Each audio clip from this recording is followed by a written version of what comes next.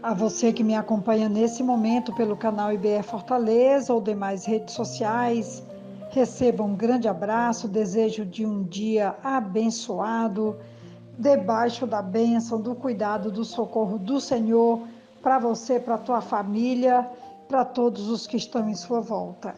Continuamos firmes nos frutos ou no fruto do Espírito. Temos observado na Bíblia as chamadas bem-aventuranças do Sermão do Monte, ali em Mateus capítulo 5, ressaltando os mansos, os justos, os misericordiosos, pacificadores. Na lista de virtudes do apóstolo Paulo, em Gálatas 5, 22 e 23, que seria o texto-chave, encontramos ali o amor, a paciência, a amabilidade, a bondade, a mansidão, a fé, o domínio próprio.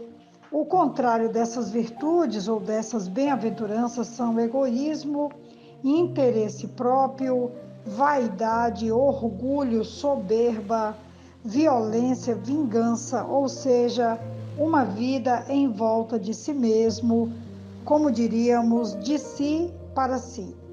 Ficamos divididos entre nossas inclinações para a carne e o caminho da espiritualidade, nos desafiando a parecer com Cristo. Somos chamados pelo Evangelho a fortalecer as virtudes cristãs, a termos as bem-aventuranças como estilo de vida diária e sermos éticos em cada decisão. Paulo vai mais firme quando em Filipenses capítulo 4, versículo 8, ele declara: finalmente, irmãos, tudo que for verdadeiro, tudo que for nobre, tudo que for correto, tudo que for puro, tudo que for amável, tudo que for de boa fama, se houver algo de excelente ou digno de louvor, pensem nessas coisas. Versículo 9, ele diz: ponham em prática tudo o que vocês aprenderam, receberam, ouviram e viram em mim, e o Deus da paz estará com vocês. Tudo que é verdadeiro, tudo que é nobre, correto, puro, tudo que é amável e bom, se há algo digno de louvor, pensem sempre nessas coisas. Vamos falar um pouco hoje dessa lista de frutos que Paulo recomenda à igreja de Filipos. Não é difícil encontrar o Senhor Jesus no versículo 8. Tudo que é verdadeiro, respeitável, justo, puro, amável, de boa fama, que tenha alguma virtude ou louvor, é encontrado nele. Consideremos essas virtudes uma por uma. Verdadeiro significa o que não é falso, o que merece confiança, que é genuíno e real. Respeitável corresponde a ser honrado ou ser atraente no sentido moral. Justo se refere a quem é reto diante de Deus e dos homens. Puro remete ao homem de caráter altamente moral. Amável dá a ideia de algo admirável ou agradável de ver ou de pensar. De boa fama quer dizer de boa reputação, ou seja, o que soa bem. Virtuoso fala de excelência moral. E louvável é algo que merece ser recomendado. Eu tenho aqui na Bíblia do pastor Russell Shedd sobre a virtude, termo muito raro no Novo Testamento, leva a ideia de excelência. Conseguir virtude era um dos alvos dos gregos estoicos, mas o cristão contempla a virtude de Cristo. Esses conselhos que Paulo envia à igreja de Filipos, que é a igreja que está recebendo esse desafio, entram para os verdadeiros valores da vida. Paulo recomenda: pensem nessas coisas. Significa tomai essas coisas na devida conta. Tem a força de um apelo ao julgamento moral. Que valores são esses? Como eu já citei, o apóstolo dá uma lista de 7. Real significa verdadeiro, venerável, honesto, direito, justo, puro, amável, tudo que é de boa fama, respeitável, tudo que for de valor moral digno de louvor. Tais virtudes, na acepção de Paulo, eram mais excelentes que todas as demais. Por isso, ele exorta os crentes a ocuparem seus pensamentos com elas e a fazerem norma prática de seu modo de viver. Isso porque a mera contemplação daquelas coisas não é suficiente. Não adianta ficar contemplando.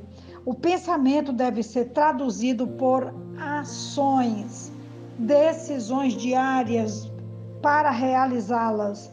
A exemplo de Paulo, como ele vai dizer no versículo 9, ele diz: ponham em prática tudo o que vocês aprenderam, receberam, ouviram e viram em mim. Paulo aqui fala de 4 verbos e aqui não tem contemplação. O que nós temos aqui é prática de vida, porque Paulo se coloca como exemplo para essa igreja e para todos nós. E ele diz: o que vocês aprenderam, o que vocês receberam, o que vocês ouviram e o que vocês viram em mim. Com essas 4 características, Paulo então ressalta para a igreja que aquelas 7 características vinham de Cristo, mas que ele tinha adotado na sua vida, na sua caminhada diariamente, e ele agora se coloca como modelo, como exemplo, para que essa igreja também faça tal qual Paulo recomenda. O resultado disso é o que Paulo também vai declarar a essa amada igreja. Ele diz: e o Deus da paz estará com vocês. 4 verbos ressaltam as formas como Paulo os discipulou. Não apenas passou a eles bons princípios ou conceitos. Ele foi um modelo, exemplo de como esses princípios são vividos. E o Deus da paz, a paz de Deus, é nossa quando a nossa mente também é dele. Eu já caminho aqui para a conclusão dessa reflexão tão desafiadora para as nossas vidas, para os nossos corações. Os que fielmente seguem o exemplo do apóstolo Paulo têm a promessa de que o Deus da paz será com eles. No versículo 7, a paz de Deus é a porção dos que oram. Aqui, o Deus da paz é o companheiro dos que vivem uma vida santa, uma vida devotada, uma vida real, vivendo, praticando e também levando outros, influenciando outros para a prática das virtudes santas baseada na vida de Cristo. A ideia principal aqui é que todo aquele cuja vida manifesta a verdade irá desfrutar a experiência de estar próximo de Deus. Quantos desafios temos aqui? Mas esse é o desafio de quem deseja frutificar para glorificar a Deus e para testemunhar dele no mundo onde nós estivermos. Que Deus, então, esteja conosco nesses desafios. Aqui quem vos fala é a pastora Betinha, da Igreja Batista Esperança, e essa é a nossa reflexão de hoje. Um grande abraço.